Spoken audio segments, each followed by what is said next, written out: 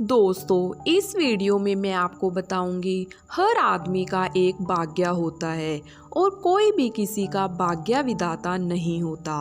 इस कहानी में किसी राज्य पर एक राजा राज करता था। उसकी 3 बेटियां थी। राजा खुद को बहुत नेकदिल व्यक्ति मानता था और उसकी एक गलत फहमी थी कि उसकी तीनों बेटियों का भाग्य उसकी मुट्ठी में है। पर यह गलत है, क्योंकि हर आदमी का भाग्य उसके खुद के हाथ में होता है। हम खुद अपना भाग्य बनाते हैं।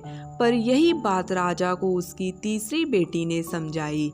तब से उसको समझ आ गया कि किसी आदमी का भाग्य खुद उसके हाथों में होता है। मुझे लगा इस कहानी से आपको कुछ अच्छी सीख मिलेगी, इसीलिए आपके साथ ये वीडियो मैं शेयर कर रही हूँ। पुराने ज़माने की बात है। एक राजा था जो अपने विचार, विवेक और नेक दिली पर बहुत ज़्यादा भरोसा करता था। उसे लगता था कि वो दूरदर्शी, न्यायी और विचारशील व्यक्ति है। एक दिन राजा ने अपनी तीनों बेटियों को बुलाया और कहा, जो मेरा है वो सब तुम्हारा है। मुझसे ही तुम तीनों को जीवन मिला है और मेरी ही इच्छा से तुम्हारा भूतकाल, वर्तमान और भविष्य बना है और बनेगा। तुम तीनों का भाग्य मेरी मुट्ठी में है। राजा के इतना कहने पर उसकी 2 बेटियों ने तो शांत भाव से हाँ कर दी, लेकिन तीसरी बेटी ने कहा, मुझे भी हाँ कहनी चाहिए, लेकिन मुझे नहीं लगता कि मेरा भाग्य आपकी मुट्ठी में है।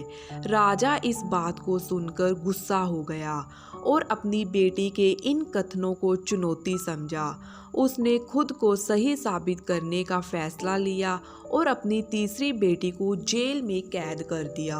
तीसरी बेटी कई सालों तक जेल में पड़ी रही। राजा और उसकी 2 बेटियां अपने जीवन का मजा लेते रहे।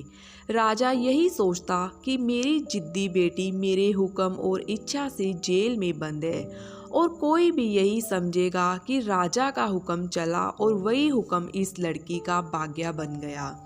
सभी लोग यही सच समझने लगे कि राजा की बेटी ने जरूर कुछ ऐसा किया होगा जिससे उसकी ये हालत है, वरना कोई राजा अपनी बेटी को ऐसी सजा कैसे दे सकता है।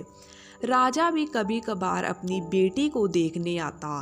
उसकी बेटी अब बहुत कमज़ोर हो गई थी, पर उसका फैसला अभी भी वही था। राजा ने अपनी बेटी की ये हालत ज़्यादा दिनों तक देखी नहीं गई। एक दिन राजा ने अपनी बेटी से कहा, तुम्हारी ये जिद मुझे और गुस्सा दिलाती है। अगर तुम मेरे राज में मेरी आंखों के सामने रही तो न जाने मैं क्या कर बैठूंगा। मैं तुझे मौत की सज़ा सुना सकता हूँ, पर मैं नेक दिल हूँ, इसीलिए मैंने फैसला लिया है कि अब से तुम मेरे राज्य से जो सटी हुई जंगली ज़मीन है जहाँ जानवरों का बसेरा है, अब तुम भी वहीं रहोगी। उस जंगल में मैंने उन लोगों को रखा है जिन्होंने मेरे हुक्म का पालन नहीं किया और इसी वजह से वो जंगली जंगल उनका भाग्य बन गया। आओ तुम भी पागलों और मूर्खों के बीच अपनी जिद को पूरी करो। बेटी को वहाँ जाना पड़ा क्योंकि कोई और रास्ता नहीं था और उसको पेट भरने के लिए कंद मूल, फल और सोने और रहने को गुफा और पीने के लिए झरने का पानी और तापने के लिए सूरज की धूप थी। वह खुली हवा और फल फूलों से कुछ ही दिनों में तरोताज़ा हो गई। उसने खेती की और फसलें उगाई, गुफा को अपना घर बना लिया और उसी में अपना बसेरा करती रही।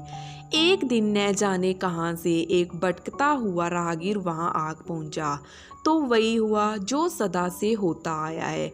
राहगीर और राजा की बेटी में प्यार हो गया और वहीं अपनी दुनिया बसा ली।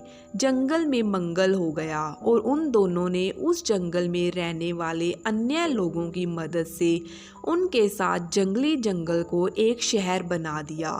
सारे इलाके में मेला लग गया। कुछ सालों बाद राजा की बेटी उस शहर की रानी बन गई और उस शहर की चर्चा होने लगी किसी तरह उस शहर के बारे में रानी के पिता को पता चला।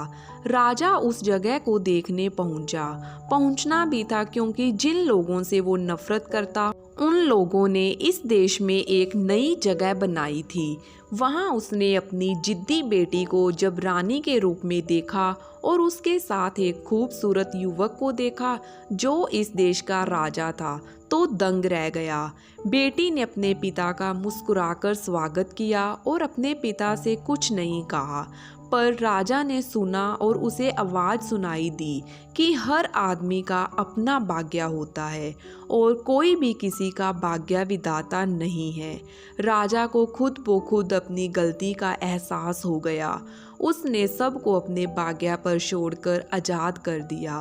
दोस्तों, इस कहानी से हमें ये सीख मिलती है कि किसी का भाग्य किसी के हाथ में नहीं होता, बल्कि इंसान अपना भाग्य खुद बनाता है। जैसे राजा की बेटी ने जंगल में भी अपना भाग्य खुद बनाया। राजा ने कहा, तुम तीनों का भाग्य मेरे हाथों में है, पर ऐसा नहीं है।